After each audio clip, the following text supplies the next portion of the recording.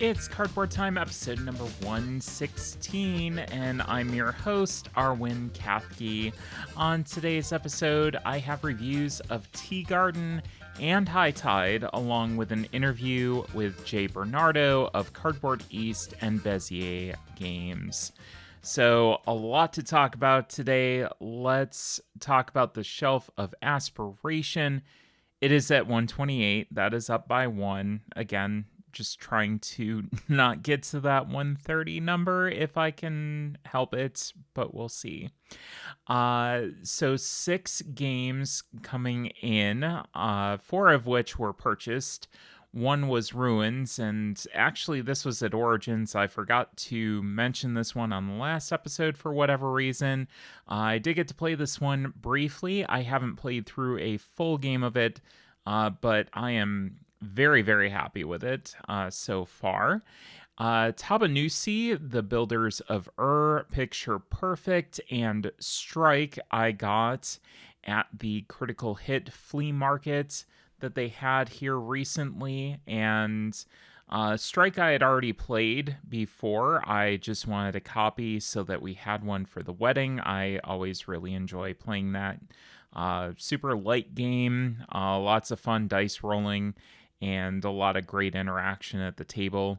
Tabanusi and Picture Perfect are both games I've had my eye on for a while, and the price was right, so I decided to pick those both up. 2 review copies also coming in: the Lands of Amazement by Button Shy, Scott Elm's solo game. That did come in. That was a review copy, so excited to check that one out, as well as How to Save a World by Burnt Island Games. So looking forward to both of those. 4 games on the played list: On Tour, Paris and New York. I will have a review of both On Tour and On Tour, Paris and New York very soon.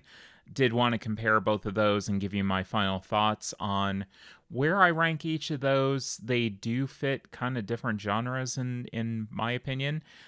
So I'm excited to talk about those. The Catan dice game I got to play, wasn't super thrilled with it. It's an okay roll and write.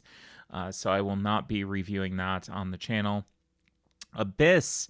This is one that I will do a review of once I get through the backlog of review copies I have. Excited to talk about this one. Very interesting game.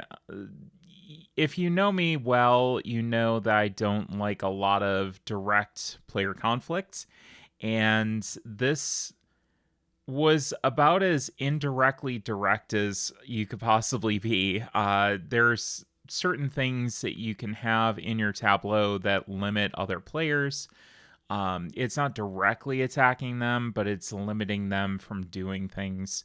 So it was very, very interesting. A lot of table talk, but in a good way. I really enjoyed playing this. I do not recommend playing it async whatsoever on Board Game Arena. Play it in person, play it in real time. I think that would work fine. But do not play it async. You're going to have a bad time with it. And then finally, Aegis Combining Robots Second Ignition. I did get this one to the table solo, and I am super thrilled with it. The solo mode is excellent. I will be talking about this coming up. I'm also excited to try one of the other new modes on there before I do talk about it. But yeah, looking forward to talking about that because I had a fantastic time with Aegis. So let's talk about the 2 reviews, because this interview at the end of the show is quite a doozy. So we're going to start off with Tea Garden. It is from 2 to 4 players in 90 to 120 minutes. Designed by Thomas Holek, and the art is by Barbara Ziskova. And this was published by Capstone Games. As the proud owner of one of the tea gardens in the Chinese Yunnan region, your mission in Tea Garden is to cultivate and expand your empire by establishing new tea gardens along the serene river valley. Tea leaves are your most prized asset, with 6 grades of tea quality and each region producing a different quality of tea. Transform your fresh, vibrant green tea leaves through fermentation, elevating them to rich, aromatic brown leaves that grow in quality and value as they mature. Harness the power of your deck of cards to orchestrate up to 4 main actions each game round. The strength of these cards is important for performing the chosen action. The higher the strength, the better the effects you will achieve. With your cards, you will build new tea gardens, acquire new cards, trade your tea with eager caravans, ferment your tea leaves, and harvest more tea. Couple your main actions with the power of secondary actions to navigate the river, produce teacups, or practice tea studies at the university. So thank you to Capstone Games for the review copy of this. If you do recognize the name of Tomas Holek, you may know him from SETI or Capstone's other very popular game this season, Galileo Galilei. And SETI for me was very fun. I really enjoyed Galileo Galilei, but I don't know if I need to grab a copy of SETI. Galileo might be a pickup for me. I think that this kind of fits in a little bit lighter. Out of the three, I think this was actually the lightest for me of the three in trying to figure out exactly what you're doing.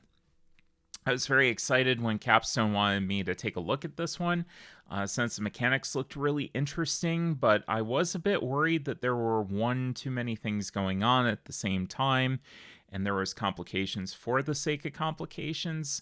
Sometimes you have games that kind of fit into that category, but I was very pleasantly surprised when I was proven wrong, and everything sang together very, very well. The main mechanism here is basically deck building and properly constructing your main action strength to get the most out of each one in conjunction with the different secondary actions you'll get from the topmost displayed card that you play. So basically, you are constructing this series of cards to give you strength in an action, and then the top one that you play in that bunch is going to be your secondary action. There is a lot of comboing here, with some actions leading to others being very satisfying. You have a turn that pops off that you get to do a bunch of stuff and you bounce from one area to the other.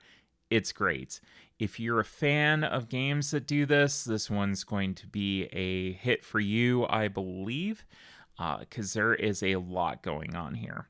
The tea as a resource worked better than I expected as well, and this was really where I thought there might be one too many things going on, because you have your tea leaves that basically you are spending them as currency, and the ones that aren't fermented get weaker every round that they stay on your board, and the ones that are fermented actually get stronger the more that they stay on your board. So getting rid of fermented leaves when I only needed to spread the fresh leaves felt especially painful, and it was a little nice wrench to turn. At the end of the day, I thought that it was really an interesting mechanism. It felt very potent in what you were doing and trying to manage those tea leaves as a currency the best that you possibly could. Culling your hand also felt very satisfying. I wound up with a very sleek deck that was incredibly powerful towards the end. So I had essentially gotten rid of all of my starting cards and got these incredibly powerful cards that did multiple secondary actions by the end of the game. That's not necessarily the way that you have to go, but for me, that was the way that I went. And there were a ton of choices for paths to victory here. From the river to the university, the Emperor track, all these different things that you're doing and trying to set yourself up for victory.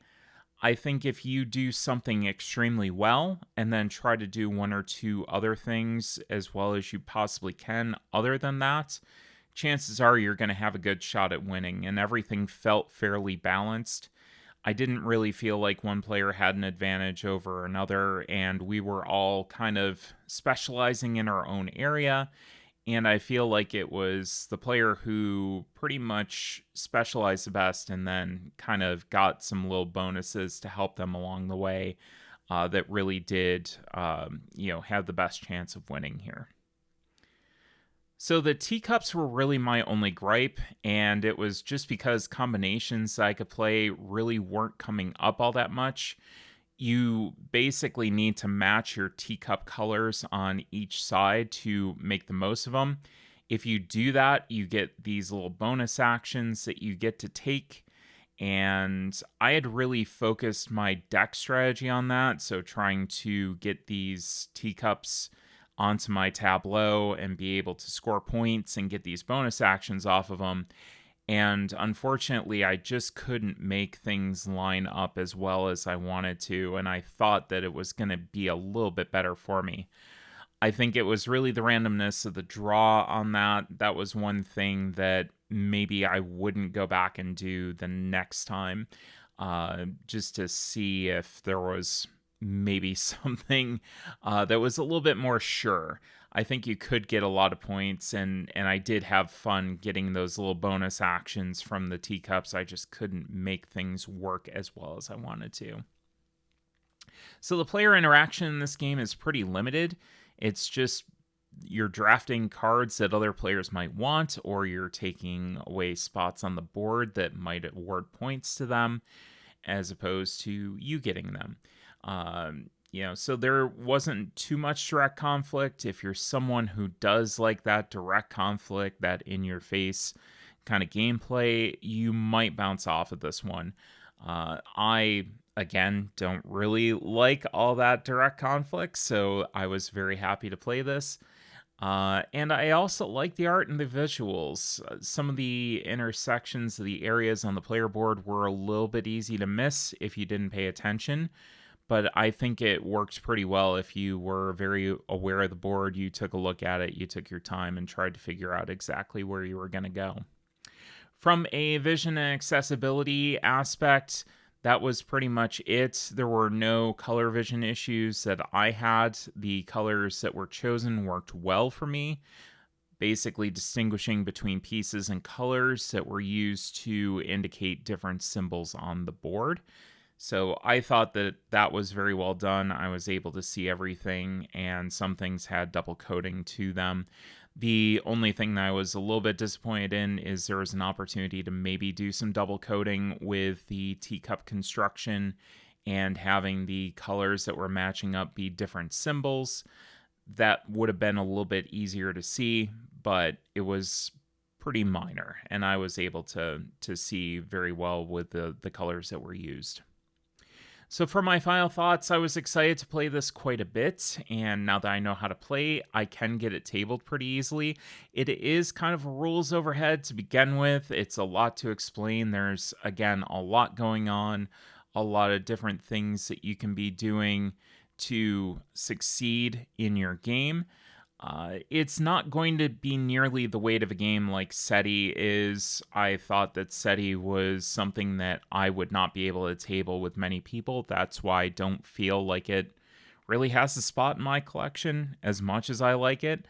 But you do have a lot of options in this game, and it's a lot of what I want to see. So it had those options without that weight, and that hits that sweet spot for me.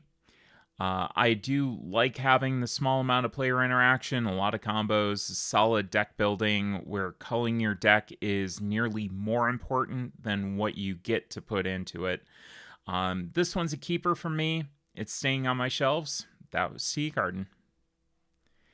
And let's also talk about High Tide. This is a 2-player game that plays from 5 to 15 minutes, designed by Marceline Lyman. The art is by Zach Higgins, and this is published by Underdog Games. Waves come in, sweeping up the ocean floor. High Tide is a strategic stacking game for 2 players inspired by the mutualistic relationships found in the natural world. The game is played without a board on any flat surface with 19 wooden hexagon tiles, 7 for each player, and 5 neutral tiles. The tiles are randomized in a grid at the start of each round, leading to over 6 million different starting positions and millions more unique and pretty end states. Players take turns moving one tile of their own color or a neutral color. The twist: a tile must stack onto another tile so that it's higher up than it was before. You want to cover your opponent's tiles and have the most uncovered tiles by the end of the round. When a player cannot take a legal move, the round ends. The first player to win 3 rounds wins the game. So thanks to Underdog Games for the review copy of this. I was super excited to get this one. Full disclosure, Marceline and I are friends, but I will be as unbiased as I can be with this review. This game became really popular in the indie scene when it hit the indie night markets at PAX Unplugged. I was towards the front of the line, but I did miss out on a copy. Because it was so incredibly popular, Marceline had sold out of it, so I'm glad that it got picked up by Underdog and is more widely available to everyone. Each game has had a unique feel to it that I've played. I haven't played a single round yet that has felt exactly the same due to those differences in the layout.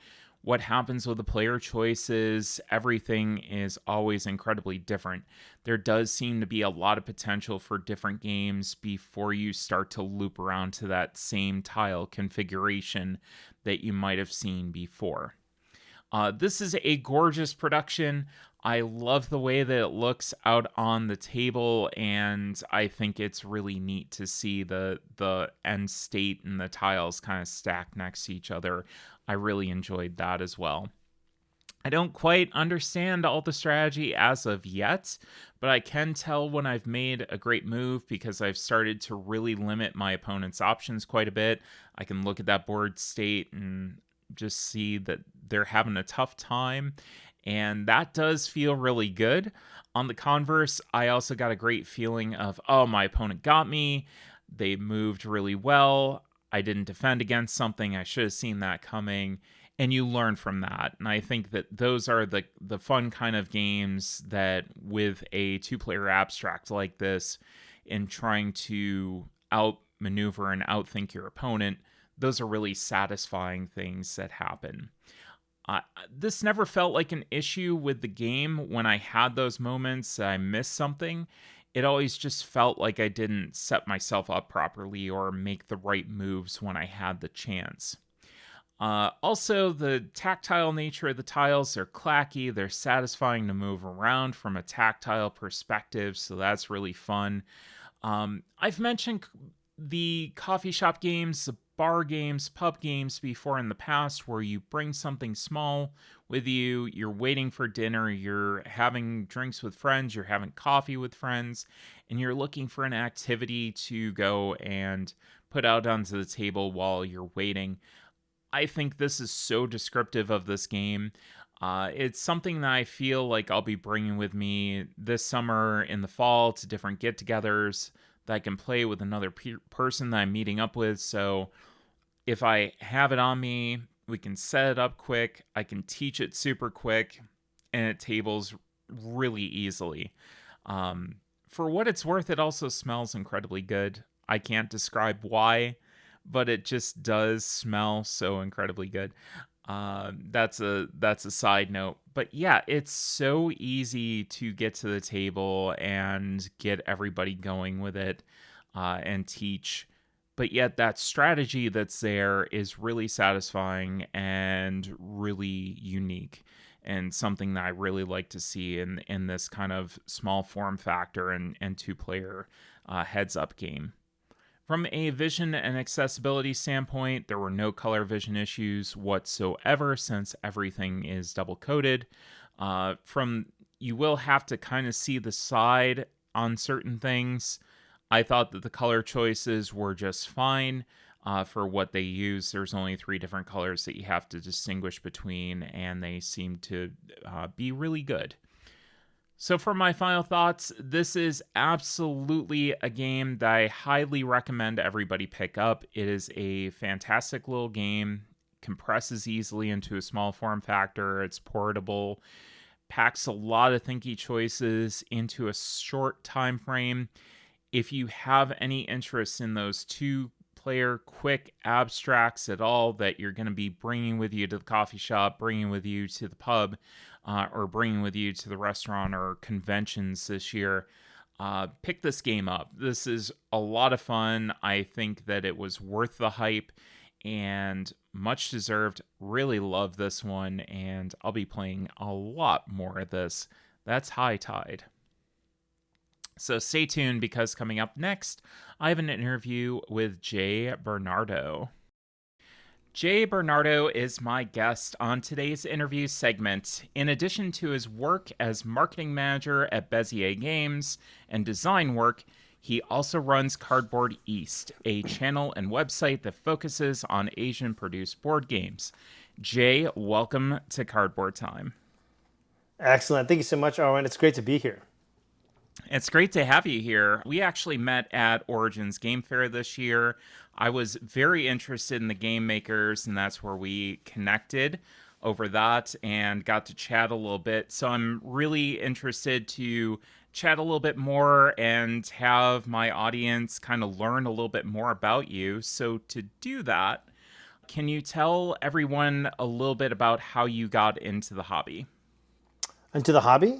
Yeah. Well, I think I think how I got into the hobby was when I was old enough to realize if I took a chair and stand on it, I could reach the top shelf of my brother's closet. So once I was able to reach the top, I discovered like Risk and Mystery Mansion, and then I was able to, I think, explore what board games were as a kid. And I think retrospectively, I played a lot of solo games because no one else in the family wanted to play with me. So I just sometimes make up my own rules and play with these games. But I think the time I really got into the hobby might have been somewhere in the 90s again, when it was Magic the Gathering, when Magic the Gathering came out. And then a few years later, it happened again with like Carcassonne. And then the first big, heavy game that I could think of would be Arkham Horror Second Edition. And that was the first like rule book where I read, where I had to take notes and learn how to play the game, because that rule book is quite intense. I It's don't know if wild. anyone is. Yeah, it felt like stereo instructions, but I was able to power through it. And then FFG I think was crazy from with their rule books. It was a wild time. oh yeah, they've grown out of it and they've gotten much better with it. So, Yeah. but I think from there it just kind of snowballed, and then I just played more and more games, and I never stopped. Yeah. So do you still play all the solo games that you did back when you were younger, or have you kind of evolved out of that now that you got Oh, some people to definitely. play with? Yeah, I think, well, there's solo game design has just gotten a little bit more sophisticated and more Hmm. robust. So Mystery Mansions, which you can find on like on BGG, it's a very old Hasbro game, and how I would play it with these stories kind of in my head was interesting, because that's kind of what Mystery Mansions is. Not Mystery Mansions. It's, oh my goodness. It's the, I can't think of it. It's on the tip of my tongue. Mansions of Madness is today. Yes. Yes. So what Such a Mansions of good game. Madness is today, that's kind of like what I was playing as a kid, just with, I guess, simplified rules. I had like rolling for movement, I would fight monsters, and I would run away. And lo and And behold, yeah, Mansions of Madness came along. I'm like, oh, well, this is exactly what I played as a kid, and it's the game I've always wanted to play. So I still definitely do play solo games. Although now I tend to play solo games that are usually under an hour, hmm under that hour time frame, just because I'm just so busy. and now with Mansions of Madness, you have the app, so everything runs itself. So it's a lot easier. You don't have to make up your own rules. You can just let the board game run and do its own thing. Yeah, you say that, but it's always that. I always think of that meme of solo gamers of like, well, like someone rolled like a one, and then you see Bilbo going, well, if it's no one's around, does it have to be a one? Is it cheating if no one sees? So I guess like there's that that feeling I think every solo gamer gets. We're like, you know, maybe today I'm just gonna try Just something a little tip different. that No one's die gonna a little notice. bit. It's fine. Just, Just this maybe once. just maybe re-roll it another time. Yeah, I'm guilty of that, but I think most solo gamers are. Yeah. Yeah, every once in a while I do that too, where you have something that's very pivotal, and I try to avoid that at the end of the game, but you have that little moment midway through the game, and it's like, I really need this roll to go my way, and this was tilted a little bit. I'm gonna go and just re-roll this because I don't think that it's a legal roll according to me and It my doesn't own count. No head. one saw you. No one saw that. It Exactly. doesn't. Exactly. Nobody saw it. My fiance is sitting over on the couch, like looking at me and just seeing all these dice rolls like over and over and over again, and I start getting more and more frustrated, and it's fine. It's fine. It's fine. Yeah, it's just if you're the main goal is to have fun. I know some people are very strict about house rules. I'm not. Yeah. In fact, some of the people that follow me, when I asked my audience recently for top 10 ideas or just content ideas, one of them was my top 10 favorite house rules that I've made over the years. And I Oh. realized, like, yeah, I've definitely made a few, but it's your game. You could do whatever you want. Yeah. So you have been a world traveler. You've lived in multiple different countries over the years. Can you tell us a little bit about your journey through life? Yeah, sure. Well, I grew up in Houston, Texas, as a son of immigrants. Both of my parents came from the Philippines. And then I just felt the need to get out of Texas. Like I think, like a lot of people do, that a lot of American kids feel like I got to go to a different city for college. So I went to Austin, and I had an amazing time. And I was very lucky that the first week of Austin I was there, I went to a house party. Like most college kids, they're like, "Oh wow, I get a house party," and I met someone who was an older gentleman than me, maybe like somewhere like in his late 30s, and he seemed really cool. And he's like, "Wow, like how long have you lived here?" And he's like, "Oh man, I moved to Austin way back in the day, and I've never left." And I thought, "Wow, you seem like." In my mind, I'm thinking this guy seems really nice, but I can't. I don't want to get stuck in this city for the rest of my life. So I made a promise to myself that I would leave after 10 years. And somehow that promise got me to the island of Taiwan. And traveling, and I lived in Taiwan for about 20 years, which is wild to think about. And living overseas is something that I think every American should do. Living in Asia is quite wild because flying to another country is like flying to a different state in the US because all these countries are small and they're all right next to each other. So I got to travel around Asia and explore a lot of Asia for a while. And then eventually I got this job offer from Bezier Games to run the marketing. And I didn't want to say no to that. So I had to move back. I moved back to the States. I moved back to Tennessee. And it's been really weird, Arwen. Like Tennessee is a very weird place for me. For me, I don't want to Mm-hmm. offend any Tennesseans out there, but it's just that I grew up in the South, and it's still the South, but it's not my South. The accent is a little different. The Southern accent is still a little different. I mean, the people will still talk your ear off about absolutely nothing. So that's Mm-hmm. like a trait Mm-hmm. of the South that penetrates all states. But there's also like a UT, like the University of Tennessee is here. But I went to the University of Texas. But people say UT, but it's not my UT.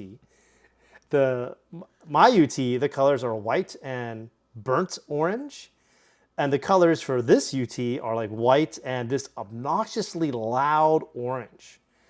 And it's just it's very bizarre. Like when I first moved here, I thought, why do people love this obnoxious orange? It's so loud. Don't they have friends to tell them to stop wearing this obnoxious orange? And then I realized, oh, these are the colors of the local university, and people love the football team here. So I'm like, oh, okay, that makes sense to a degree. I mean, it's the orange is just is painful on the eyes, but I'll let it slide. And then being a part of the board game industry in a way is its own little culture. Just going to conventions, being on the road all the time, meeting people at these conventions, creating friendships, and seeing people again and again. It's been a really fun journey, and it wasn't always clear from the start, but somewhere I think getting this job in Bezier where I kind of pulled all of my experience together, and you can see that all when I looked back, I could see that I had consciously made decisions that led here. It wasn't just some random occurrence, but I had made conscious decisions that eventually evolved to where I am today. And that's been pretty gratifying retrospectively looking back. And I think one thing that you really brought up was living in a different country gave you a different perspective, and even Yeah. seeing a different country and, going for more than a couple of hours. Like, I did a lot of cruising, going to a port. That's not seeing a country. Going and seeing a country is like having dinner with people there, talking with them, getting their perspectives on life and really engaging. And I think it does provide you with a very different perspective, and you get to see a much different side of the world than you do if you just stay in your place.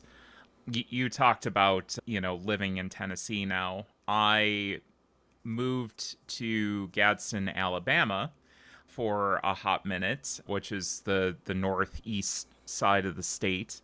And we went up to Tennessee for basically a road trip for a few days and got to see it. And yeah, the South is just a very, very different place from where I grew up in Buffalo, New York. So I think those are the fun things that you get to experience when you kind of get out of your comfort zone and go to different places and talk with people from different areas. Yeah, it's living overseas is I equate it to meeting people. Like when you meet someone, you can be a casual acquaintances with someone, like maybe even a coworker, where you kind of get to know them. But the more time you spend with a person, the more you begin to unravel and unpack like their baggage. You get to learn about them, their journey, all their pains, their trauma, life lessons they've learned that have kind of shaped who they are today. And it's living in another culture is very much like that, where you slowly begin to realize, oh, people think a certain way because of this and this and this. And all these decisions in the culture kind of led to this way of thinking that how they approach life very differently. And I remember when I had a cough in my first job there, and they're like, just go see the doctor. I'm like, no, no, no, I'm fine. I'll just power through. And that was my Hmm. perspective. And they're like, it's so cheap to go to the doctor, just go. And it was. I mean, it was like $5 US to go to the doctor, and I got a Yeah. week of meds. And I didn't have to wait. I didn't have to schedule. I just went in and saw the doctor immediately, and I was out, in and out in like under an hour. But I realized that, oh, they have cheap, really efficient, effective healthcare. So if they feel any ailment whatsoever, they just go to the doctor immediately, which is very different than here it is in the States, right? Where, oh, I'm sick, going to the doctor is quite expensive. I need to just power through. And it's a very different work culture, it's a very different mindset, and how these little things can affect other things as it snowballs down more and more. But it's yeah, living overseas, learning a different language as is probably the greatest decision I've ever made. Yeah, it definitely does give you a very different perspective, and you get to see different things and you get to experience different things. And I think one of the things that I've noticed is that you like bringing different things to different people and getting them to see some of the things that you've seen, which I want to get into Cardboard East and what led you to the decision to start Cardboard East. What was that process like, and why did you decide to start that up? Well, it's really funny because when I moved to Taiwan way back in 2006, like right before the smartphone was a thing, there weren't many people who played board games. I remember there was a lesbian bar slash cafe that just happened to sell board games inside. It was very strange. Like they had braziers like on all the seats, and if you could do more push-ups than one of the staff members, you get a discount. It was hilarious. I love that. I love that place. It was a great venue. But there weren't many people who actually played like board games I could find. And so I found like a few groups here and there. And I also found this one group of like college kids that would just meet up and play. Like these local Taiwanese kids. And I went there, I got to learn some Chinese, hear people play. And then fast forward like 10 years later, like a lot of those cats in that group all became publishers. And they all became like this Taiwan board game industry. Like a lot of them came out of there.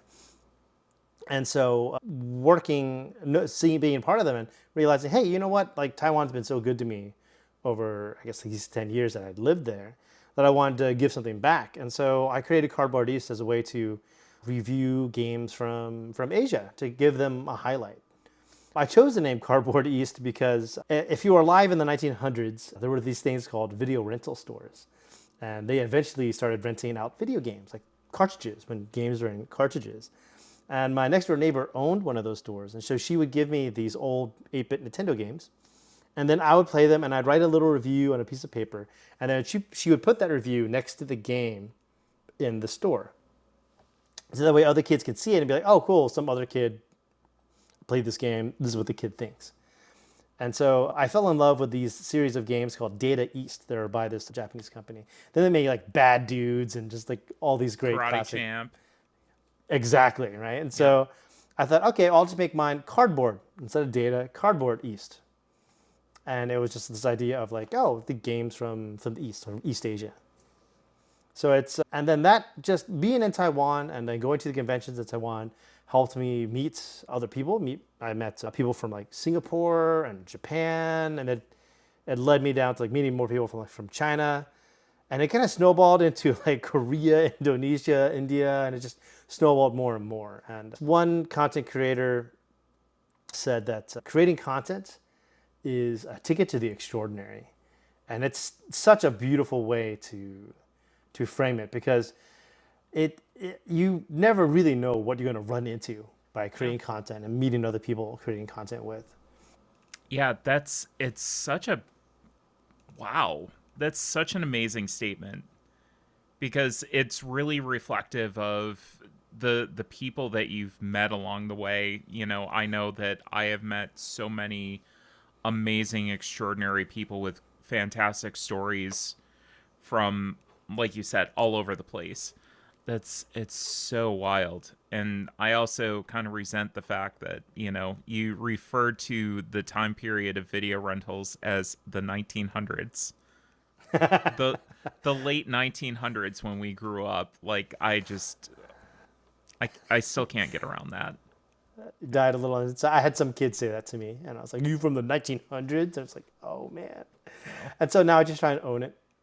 my I think it back sounds pain. funny. It sounds like I should be wearing like a like a cabbie hat, like a derby, and wearing suspenders. But no, I mean Hmm. it wasn't that long ago, and it's funny because I just to fully geek out here. Like I remember realizing that like I think after the prequel Star Wars trilogy was released, you realize that the distance between the formation of the Galactic Empire and where we are in Episode 4, A New Hope, was only like something like 35 years, something like that, within like, a lifetime. And I'm like, that doesn't seem like that long of a repression to be like, how could you forget about those things? But I'm being alive now, I'm like, okay, 35 years ago was like the 90s. That seems like forever ago. Yeah, I could totally understand I get why it. people I just get got it. it. Yeah, totally get it.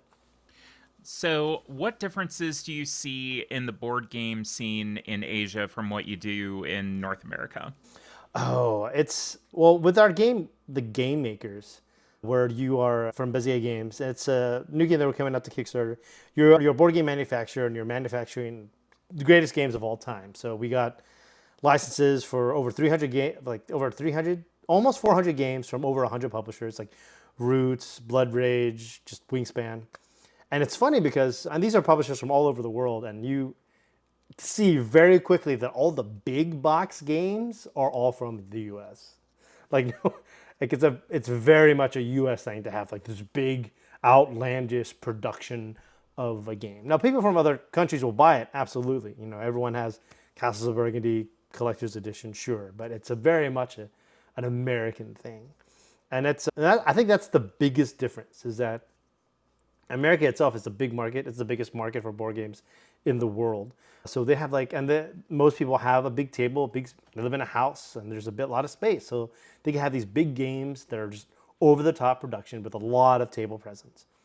Whereas a lot of publishers in Asia and a lot of countries in Asia are very small. People don't have a lot of table space. And their markets are also small. So like a good friend of mine, he was telling me once, it's like, yeah, it took me 2 years. I sold 2,000 copies of my game in Taiwan. And I'm very proud of all those sales. But I went to France, and in a matter of a week, I sold 12,000. So Wow. through a licensing deal, right? So it's like my business model is very clear to me, Jay. And so a lot of like Taiwanese publishers will design their games in a way of thinking, well, my goal is to get this licensed because I'm going to make more money selling it to another publisher. So that means that I need to reduce as much friction as I can from my design. It can't be language. It has to be language independent. So that way they just have to translate a rule book, you know. And that changes the game up completely. Boxes are smaller because if I'm traveling, if I'm a Taiwanese publisher and I go flying to Spiel and I have a big box game, and there are some big box games. I mean, no market is a monolith, but like I don't want to ship air at one point, Mm-hmm. right? I want to keep my boxes tight, dense, so I could have like I'd rather have 400 games per pallet as opposed to 100 or 60. So like Splendor, that classic example, if it were originally released in Asia, it wouldn't be in that big of a box. It would have Yeah. been in a much smaller box, probably a deck of cards. It may not even have had poker chips. Probably just cardboard tokens, and it would come in like a small box. And so I think that's the biggest difference between Asia and America. And also just American publishers just have more money, so they have bigger print runs and they could put more money into the game to get better artwork and just have it so very over the top production. Whereas a lot of Asian publishers, and there are massive, giant Asian publishers out there, like Korea Board Games is ginormous. It's enormous. But a lot of Asian publishers are small, and they have a much smaller print runs. Some indie Japanese publishers have print runs as small as like 200. They're just very tiny.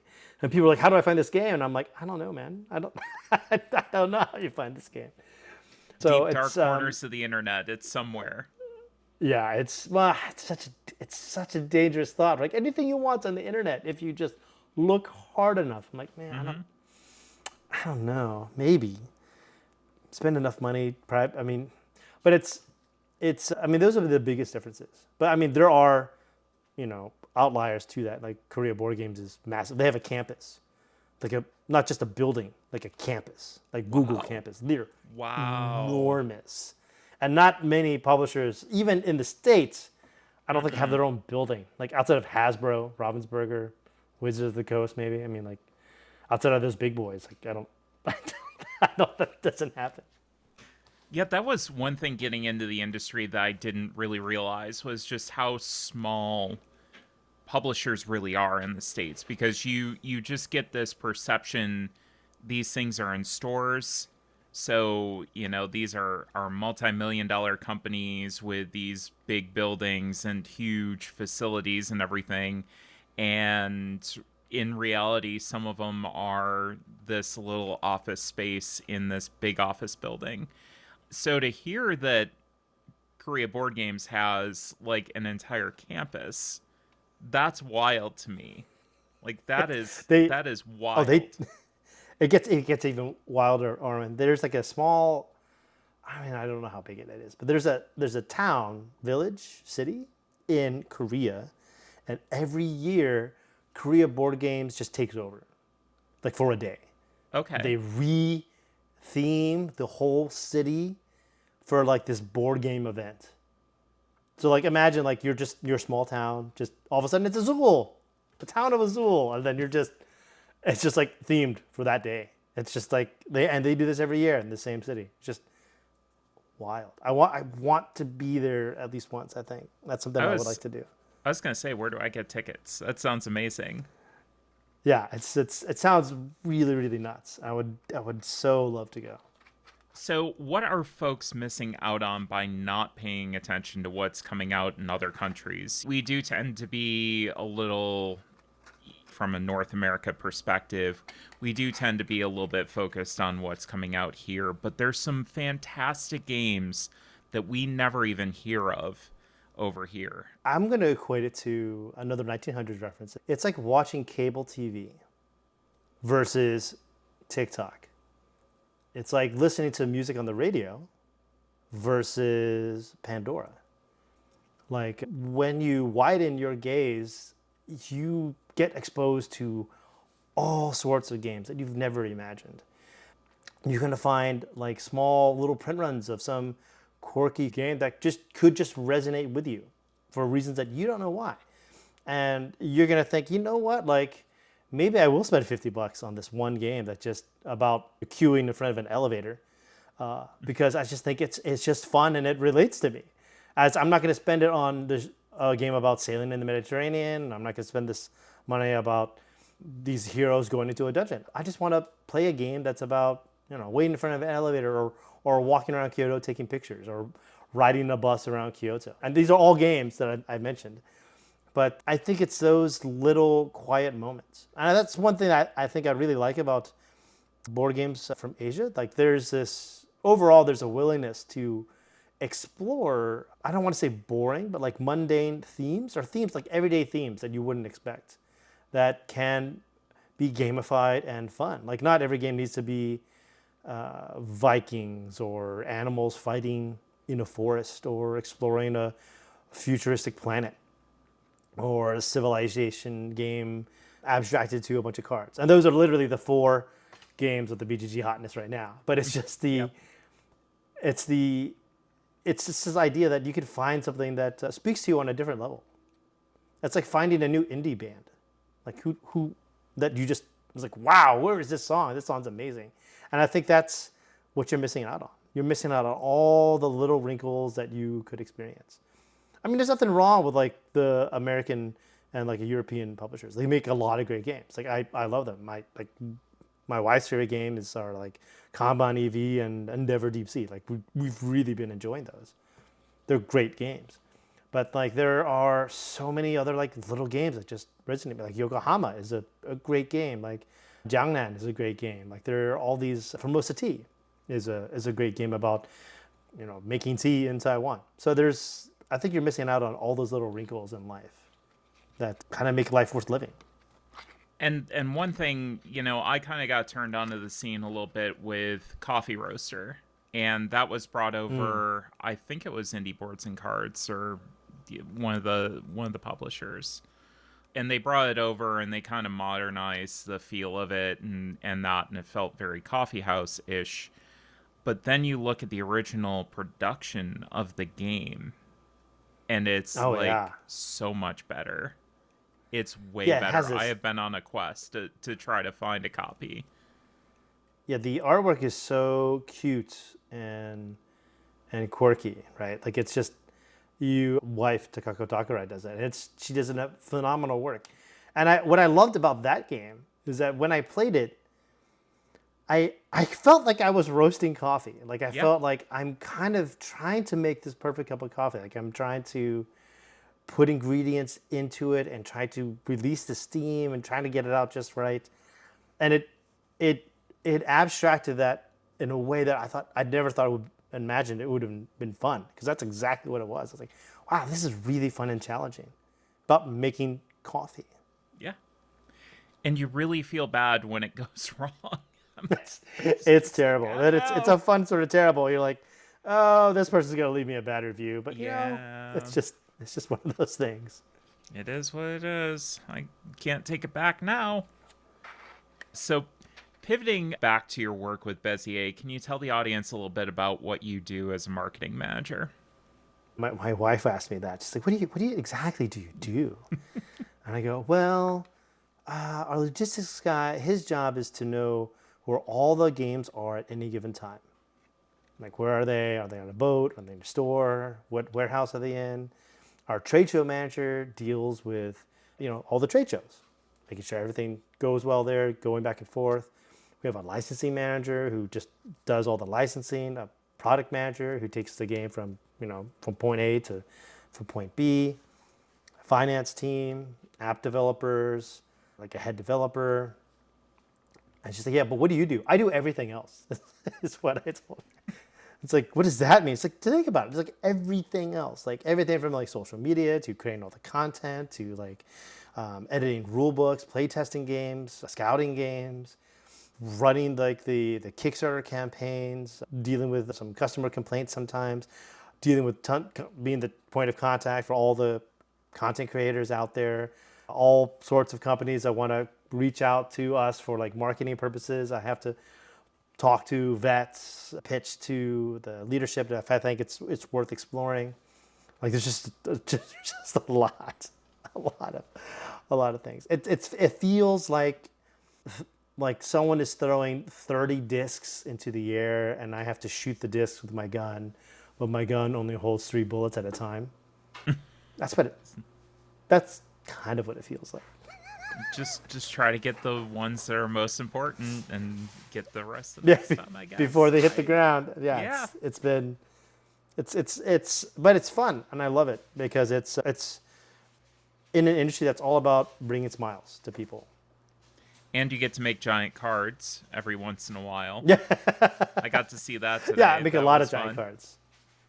Yeah, the giant cards have been quite fun. And if for people who don't know what that is, it's for game makers. All the cards are just individual games. Like it could be a game or a contract. So you have like a card for Wingspan, a card for Yokohama, a card for like Blood Rage, whatever card you want. And so I made giant versions of the cards. Like we made giant versions of the cards. And we're going to do that for several marketing things for Gen Con, which we'll reveal slowly as this month goes by. Yeah, I love that as a promotion. I think that's gonna look really awesome at the booth. And sad, I'm gonna miss it. Well, hopefully you won't miss it because we'll be making lots of videos, and we have Perfect. like a videography team and we'll be making like a short little documentary about the making of game makers, like everything that went to the development, like Gen Con, people's reactions, talk like little interviews with the manufacturer, our business partners at Panda, the designer who also works for Panda, and everyone's favorite department, HR. So it's been, but yeah, it's going to be fun. I'm really looking forward to helping create that content. So, can you tell us about the process behind making the game makers come to life? What did that look like as far as was that pitched to you originally as a game production game, or was it something that you felt as a company that would be a good fit? How did that kind of come to life? Well, Ben Rossett, who did Fromage and Search for Planet X, he works for Panda in HR. And if you go to the Panda is like one of the leading manufacturers of board games in the world. And if you go to their website, they're like, oh, if you want to work for Panda, reach out to Ben Rossett. And I was like, oh, that Ben Rossett. He reached out to us and pitched a game, and about making board games, because he always thought, this would be kind of fun to make a game about making board games. And he kind of tinkered with it off and on over the years, and then finally pitched it to us. He pitched us a game that took place over a conveyor belt, and because that makes sense thematically, right? Mm-hmm. And he was thinking maybe we can get some real board games, maybe like 50 or so. And so when we got it, we thought, oh, well, this would be fun. And then we turned the conveyor belt into like a rondelle, like a circle, just because it just made the game much faster, smoother, and much easier. And we got from 50 real world games to I think about 400, or is where we are now. And it's really, the game came about from the big heroes are the board game industry, all these publishers who are very cool and said, yeah, you could use our game on a card, and like at no charge. It's like, that's cool, just do it. That sounds great, because like not many other industries have people that would do that. Like Yeah. like the film industry would never do that. Like the tech industry would absolutely not do that. But the board game industry is filled with really cool people that are really friendly. And like at the end of the day, we all know that we're competing against each other, but we're all chummy and chatty with each other as well. Like if someone drops something during the setup, like I'll help them pick it up and be like, hey, here you go. So that's like number one, all those heroes there. Number two is our licensing manager who wrote, I don't know, like 1,500 emails, something like that, That's wild. which is like, yeah, wild for one person to do. And that's, Mm-hmm. from my understanding, that's 1,500 email threads. So it's like, that's many more emails on top of that. And I think her work to get that done is really why the game exists. Because the game wouldn't exist without all those deals. So fun facts are, this is probably the game that has the most NDAs than any other board game in history, because it had the most IPs. It's over 100 publishers. We don't have every game. The hard no's were usually from games that are from IPs that are bigger than the entire board game industry, like Star Wars or Dune or Tolkien. And they're like, well, I mean, and Ares Games is like, you want War of the Ring? We would love you to have War of the Ring. We need to talk to Middle Earth Enterprises because they would have the ultimate say. And we're like, oh, okay. And that's a huge ordeal to go through that. Like talking to Disney would take forever. It's a big boat to turn. So those are big things that happen. But outside of that it's been growing more and more, and it's been a lot of fun, like developing the game, having little forklifts, working in the warehouse, creating lots of fun little Easter eggs on the player boards. Like there are little games hidden in the art of the game itself, which is just quite fun to find and discover. And there are jokes kind of hidden in the how much it costs to make a game. So like Death Monster is, I think, the most expensive game to make because it has like tons of minis and like tons of dice and like tons of cards. Whereas like some games like Flip 7 are like just a few cards. So it's like we try to pair it up as best we could. So it's kind of fun. Like engine building games will help you build your engine. Set collection games are worth more if you collect them as a set. War games kind of score like 7 wonders. Like, if I have more war games than you, and cooperative games score better if more people build them. So there's this huge meta to it. And I wasn't fully on board with the game until I think somewhere into the prototype phase, we started putting images of the games on the cards. And then you have this weird meta moment where you never see happen in another game before, where it's like, people will just tell you, it's like, I hate this game, but I'm going to build it because it's going to give me 10 points. Or you have people like, people will willingly play suboptimally because they see a game that they love and they want to build it. Because I don't care if I win or lose this game. I want to build my favorite game. It's here. I'm going to do it. And it's fascinating to see how that affects people in this emotional way that I was not expecting. And it's just a joy to watch people's faces when they play it. Yeah, I think I had to throw out Orleans at one point because I needed a card to build something else. And I can't quite remember what the game was. And it was one of the toughest things I've ever had to do in a game. So it's like, I really want to make this.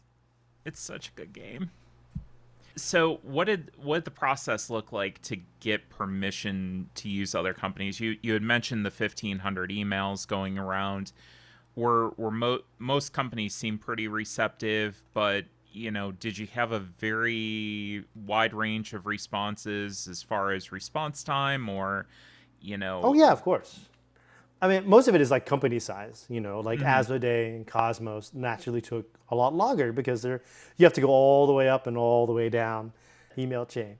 But like smaller companies were lightning fast. Like Jimmy Stagmeyer was lightning fast. He was a little bit confused at first. Like, I don't understand what this game is about. I kind of have a game that's kind of like this. I don't understand. And then once we showed him some pictures and explained the game more, he's like, oh, I get it. I love it. Let's do it. And then he's like, just instant yes. And it had this penguin effect where the more and more publishers that knew about it, the more and more publishers came up. It's like, hey, I heard about this. Let's do this. And other publishers like, we've been wanting to make a board game about making board games for the longest time. You're doing it. That's great. We don't have to do it anymore. So it's been really fun to hear all these wide varieties. And sometimes it's nuts. Like you think, oh, this publisher has a license to it. No, they don't. Someone else does. And so like and especially recently, so like some properties have been sold to other ones, like Tycoon Games acquiring a whole bunch of ones. So we had to reach out to Tycoon Games, things like that. So it's mostly just a lot of emails. Thankfully, like Ted and Tony, the founders of Bezier Games, knew a lot of publishers, and they were like, okay, here's the email. You just contact them. They'll be cool about it. Don't worry. So it was nice to have that as a nice stepping stone. But yeah, it's mostly just our licensing manager, Renee, sitting down and just writing a whole bunch of emails. I can only imagine. Poor Renee. Renee's doing the true good work. Yeah, or the love letter to the industry. Yeah, she put a lot of effort into it. And it's fun because I could ask her, she's faster than BGG now. So I could be like, hey, Renee, who's a publisher who does this? She's like, Board and Dice. I was like, okay. I was Okay. like, okay. Remind me never to sit down at a table with her playing board game Jeopardy because I get smoked on that. It's half the Yeah, time I don't know. her game is definitely improved a lot. So, one of the other expansions that is new from Bezier, Rebel Princess, Happily Never After, expanded on the game out a little bit with a couple of new Hmm. princesses. And at Origins, we kind of discussed the fact that there's some princesses from different cultures that most people in North America haven't really seen in Rebel Princess yet, plus some great ones that haven't been included in any games as of yet. Is there any chance that we'll be seeing more in upcoming editions? It's tricky. We for those people who don't know, like the original publisher of Rebel Princess is Zamba Paella from Spain. We have the international English license, so UK, America, Canada, Australia, but other publishers, like every publisher who licensed the game, pretty much put a princess from their own culture in. So, like the Japanese one has a Japanese princess, the Russian one has a Russian princess, the German one has a German princess, whether it be real or from folklore. When we were we did ours very, very quickly because we turned it around lightning quick. I think we did everything for Rebel Princess Deluxe Edition inside a month. Just a really fast development, just working really hard on it, and then get into the printer as quick as we could. But when it came time to the expansion, we wanted thinking like, well, which princess are we going to use? And we decided to do. I think we were tossing around ideas, and I was like, wait. We're Bezier, so it obviously has to be Red Riding Hood. We don't want to call it Little because that would be kind of strange because we don't want princes proposing to Little Red Riding Hood. But Red Yeah. Riding Hood, I think, is okay. And so we designed a Rebel Princess Deluxe Edition to have room for more round cards, promo princesses, and the expansion so everything could fit in there. We have learned from the past that like a lot of gamers just don't like it if the expansion doesn't fit into the base game. Mhm. Because like the best and worst thing about this hobby sometimes are the gamers. You know, I love gamers. I love that. You know, it doesn't matter what people's politics are or personal beliefs are. We can all be mature adults and just play a game together. I really enjoy that. I love that. But like sometimes, oh man, like gamers can be the biggest princesses sometimes. It's just like, what do you mean? There's a tiny little dent in my box. I want a full refund, and you need to give this to me for free. And I'm like, whoa, slow down, like this. So if we expanded Rebel Princess more, we'd have to think about a different storage solution, or is it like a collector's edition? But I would love to have it's on the roadmap of things that we're exploring to get all the other princesses from an international princess expansion or a collector's edition, put it maybe in a giant fairy tale book. I don't know. These are things that we're thinking about because I think it would be a lot of fun. I mean, right now there are 16 princesses, and that's a lot to explore Yeah. and have fun Oh with. yeah. From a But gameplay it's perspective, you've got so much in that box, and there's so many different combinations that come out. Also, by the way, the final round card, don't play it with beauty. I'm just gonna put that out there. We yeah, had a bad time. beauty if you time it right can be brutal. Like we Brutal. aptly named her ability Kingmaker because that's what she can do if you're not careful. So Yeah.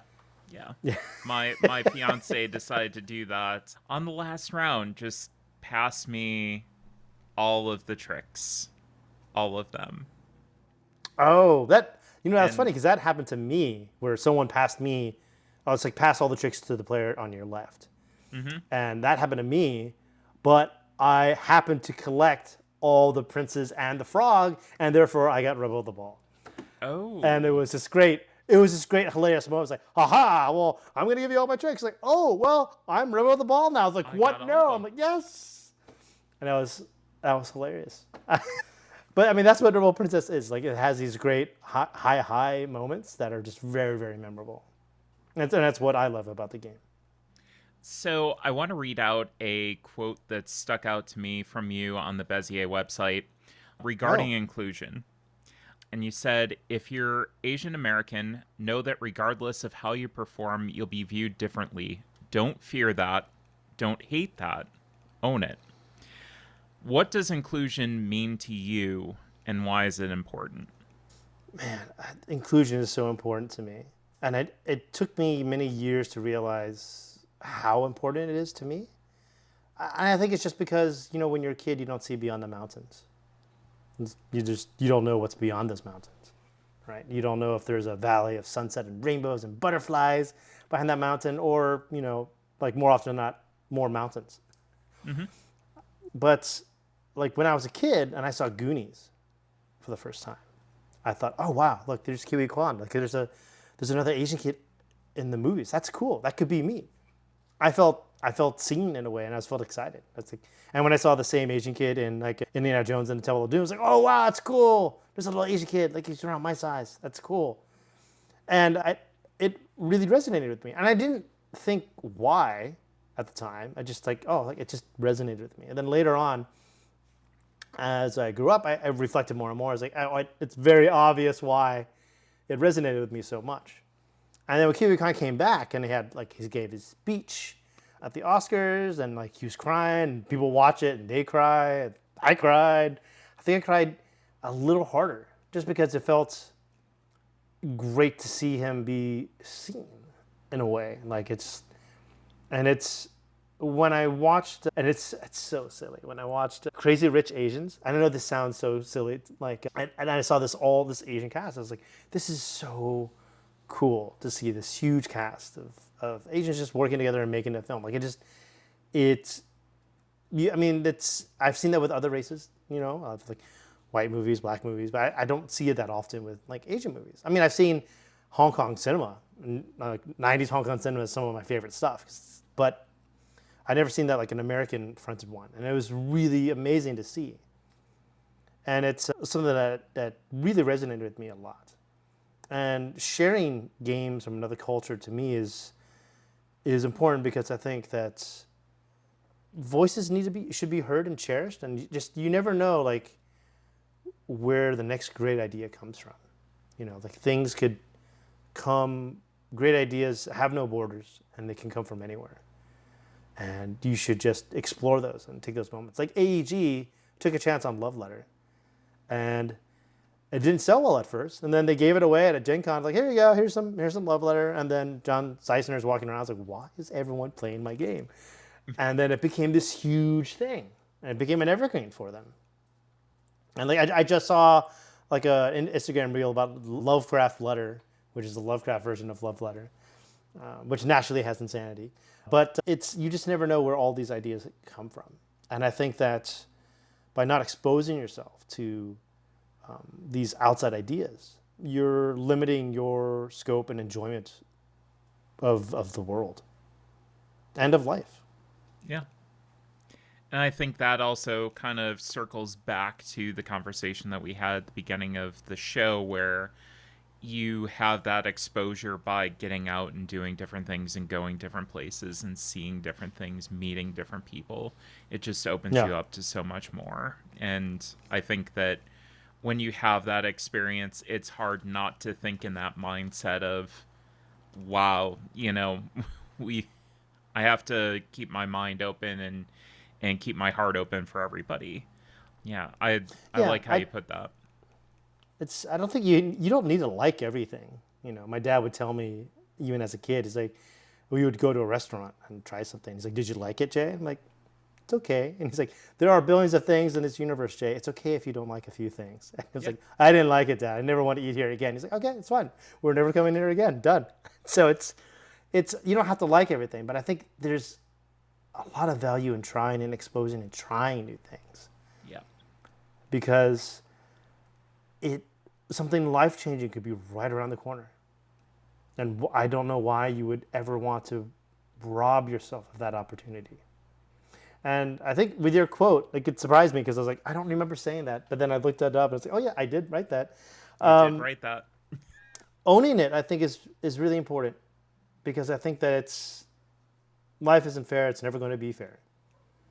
It's you can complain and cry out how unjust it is, and sometimes we collectively as a society do need to do that. But the action of just owning it and moving forward and being like, yeah, this is me, this is what I'm doing, and I'm moving forward with it, is more important. Yeah, I'm Asian. I'm Pacific Islander. This is me. This is who I am. It's part of my identity, and I am very proud of it. And I've wrestled with it a lot in my lifetime, and I have a voice that I want to share. If you don't want to listen to it, that's fine. But I think that everyone should at least have an ear open to and an open heart to new ideas and new ways of thinking. A life-changing event could be right around the corner. I love that, Jay. All right, I'm going to bring it down a little bit. Okay. How did you get your recipe for guacamole? Oh, I grew up in Texas, so it's just very easy to Yeah. get guacamole. It's like people are asking, "What's guacamole?" I mean, technically, it's just like cutting open an avocado with a prayer, hoping that it's ripe enough, and there's not, it's like, oh, it's too hard, it's too hard. It got soft. You cut it open, it's all black inside. You're like, what? What happened? You were like hard as a rock a day or two ago. Getting the right avocado, salt, and lime juice, and then cilantro. That's kind of what I keep it to. I mean, every now and then I'll kind of Tex-Mex it up with some chopped onions and some tomatoes. I kind of like my guacamole like just kind of pure like salt, lime Mm-hmm. juice, and maybe some cilantro in there. I like to keep it nice and clean. I have discovered that over the years I Tex-Mex was my favorite cuisine for a long time. Oh no, Texas is my favorite cuisine, but I don't like Tex-Mex as much as like Baja Mexican food. And I think it's because I don't like cheese in my tacos. I like queso cheese, but American cheese I don't like in my tacos. Okay. Nacho cheese in my tacos, absolutely not. But I do love quesadillas, which I admit is stupid, but it's just one of those things. It's what you My like. yeah, it's a buddy of mine. A buddy of mine hates tuna and hates mayonnaise, but he loves tuna salad. Makes no sense. Yeah. But I hate sour cream. I hate onions. I love sour cream and onion chips. I don't know. I don't know yeah, why. It's just a thing. yeah. It's wild. But you're open to the idea, and you had it, and now it's part of your life, and you love it. Exactly. Any other hobbies outside of the industry that we don't know about? Oh, it's when I was talking to Ruel Gaviola of Good Time Society. He asked me that. Initial reaction was like, I'm kind of all in on the board game thing. Like I just do. I have a YouTube channel about board games. I work for a board game company. I go to board game conventions. I go to some of the largest board game conventions in the world. Like I'm all in.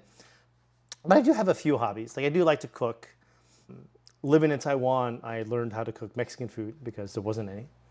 And so now living in America, I am learning to cook Asian food because there aren't really any Asian restaurants where I am now. And then I love hiking and just being out in nature. Sitting in front of a computer all day is taxing, and I just sometimes I need zero screen time just to get out and away. I think that's one of the reasons why I love this hobby so much is that I could Mm-hmm. just I'll look at my wife. It's like, I don't want to watch TV or a movie tonight. I just want to like just play a game, just be away from the screen. But I think that the one that I kind of shocked Ruel with is that one of my things that I like to do is that I like to read obituaries, which I know it's a very strange hobby. When you have like these like a near death experience, I guess the cliche is that it changed your life and it gave you new direction, and you have like this new tenant that you live by. But the truth is that when you have like a near death experience, you it sometimes is forgotten, and you forget what that edge of life feels like. But when you read an obituary, it kind of gives you that safeness of like, oh, this is a reminder of what life can be short. And reading sometimes other people's obituaries is fascinating. I have one here that I'm going to read to you. I'm not going to read the whole thing, but it is just it is hilarious. This one is hilarious to me. Let me see here, and I'm going to use. Let's see here. Here we go. I'm going to use. I don't know. I don't want to use this person's name. Give me a woman's name, Arwen. Meredith. Meredith. If Meredith were a cocktail, she'd be made up of 1 part CrossFitter, 2 parts Gucci, 4 parts doctor, and 100 parts Superwoman. And the drink would be called the Queen. I just, I just, I just think it's so over the top and ridiculous. I love it. I love it. It would Wow. take arguably the worst disease in the medical journals to take down Superwoman. I just love it. And it's just the fact that her friend went through all this trouble and gave such this ridiculous, over the top obituary is just hilarious to me.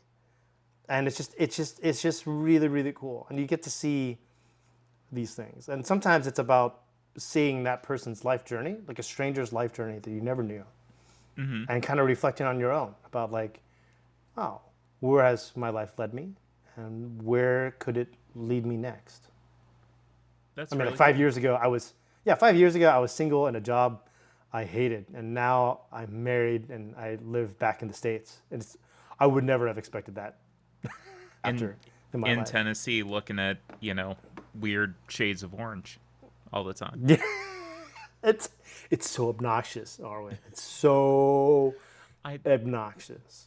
I used to live in Alabama. I know all about weird shades of orange because they had them down there too, everywhere, everywhere. It was It's like that's what they had. They had their college football and, some great people that I met down there, but some horrible shades of orange that I will never forget. I Yeah, don't I know mean, what it is. eventually I'll leave Knoxville. I don't plan to retire in Knoxville, but like I know a lot of things and people that I'll miss from the city because I do love it here, but I will not miss that orange. So, what is on your table right now that you're playing? Well, last night we played Endeavor Deep Sea, and I've Love really it. enjoyed that. It's so good. It's just really good. It I we sucked the first time we played it, and we played it Mm-hmm. wrong. And then the second time, we were still playing it wrong. And the third time, we're like, oh, we played it right. Now we get it. Everything's cooking.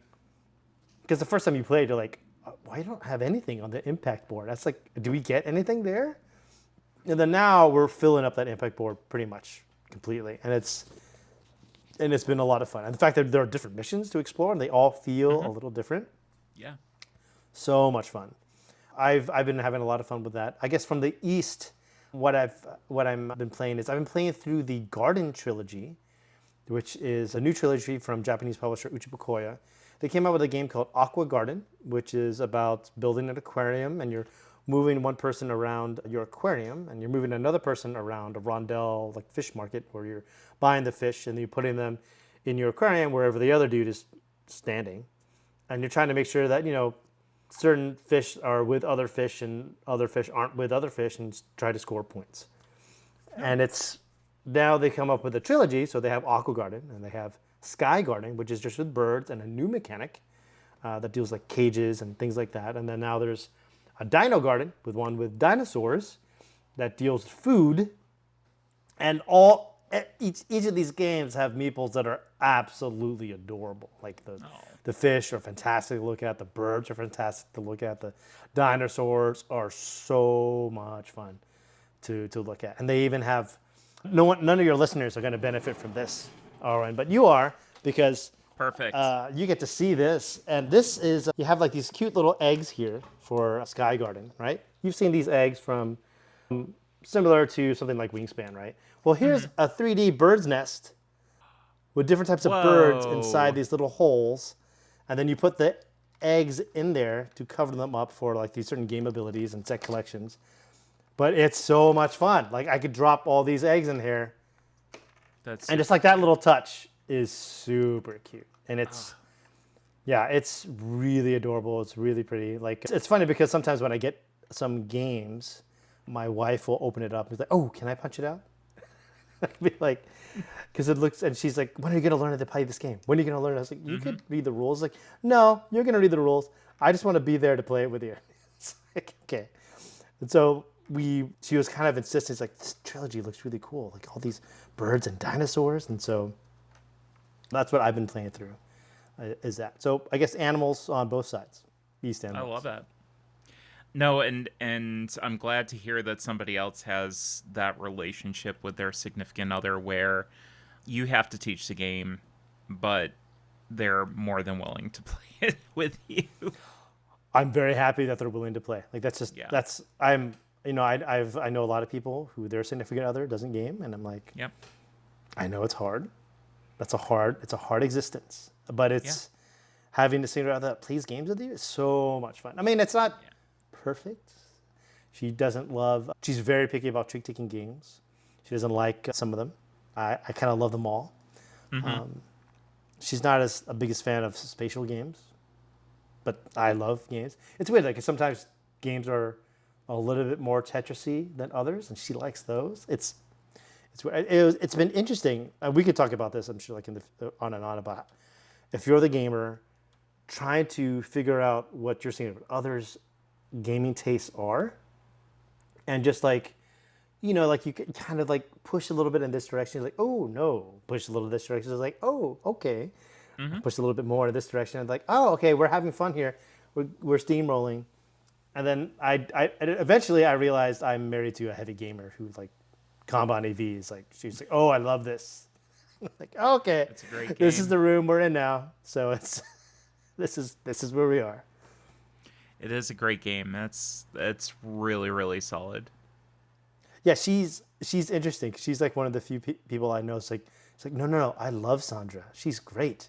She's bringing efficiency to this factory. Like this is what you need. No, Sandra is, pardon my French, but a bitch. That ruins Oh, everything I'm trying to do. I'm in the I'm on the pro Sandra board. Like I love it. Like No. Nope. she's there to bring efficiency to the factory. I want more chaos. I want to do more. And she's preventing that from happening because I have to make sure that she's happy.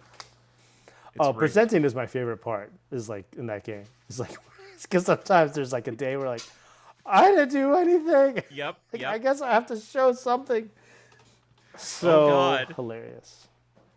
Well, Jay, it has been such a treat to talk to you tonight. How can people reach out to you on socials? They can reach out to me at pretty much everywhere at Cardboard East. I'm on Twitter, Blue Sky. I can't remember any platform to save my life right now. I'm on Meta. I'm on YouTube. And also Bezier Games. So because I do run the socials there. So if you make a comment or you send a DM on Bezier Games, chances are it's going to be me responding back. And you can be like, "Hey Jay, I like this post," and I'll be like, "That's awesome. You should share it with everyone you know." And look out for the giant cards. That's all I'm saying. Tell Jay giant how cards much are you gonna like the be giant cards. a lot of 'Cause fun. I love those. Those are amazing. Oh, thank you, Oren. I really appreciate it. It's been great talking to you tonight. It's been great having you, and go check out Bezier Games offerings, and also very much go check out Cardboard East. You will learn a lot. Thank you once again, Jay, for the conversation tonight. Thank you, Oren. And I think that'll do it for us today. If you want to find out more about Cardboard Time, you can always go to the website. That is at cardboardtime.com. Our Instagram and Blue Sky is at Cardboard Time. The Discord is on the Tabletop Express server. You can email me at cardboardtime@gmail.com or go to the website for an invite to that. So I won't be heading to Gen Con, so you will not have any Gen Con coverage from me, but hopefully I'm going to take some time and get to play some of those games that I otherwise would just be loading up on and not be getting to play because it's Gen Con, and I never get to play games at Gen Con. So I'm hoping to have a few people come over and get to spend the time doing something productive. So you can always go to a bunch of different podcasts if you want that Gen Con coverage, but you'll get to hear about a couple different games from me. So I think that'll be cool. So thank you again for listening. I really appreciate it. And we'll see you around the table in 2 weeks for another episode of Cardboard Time.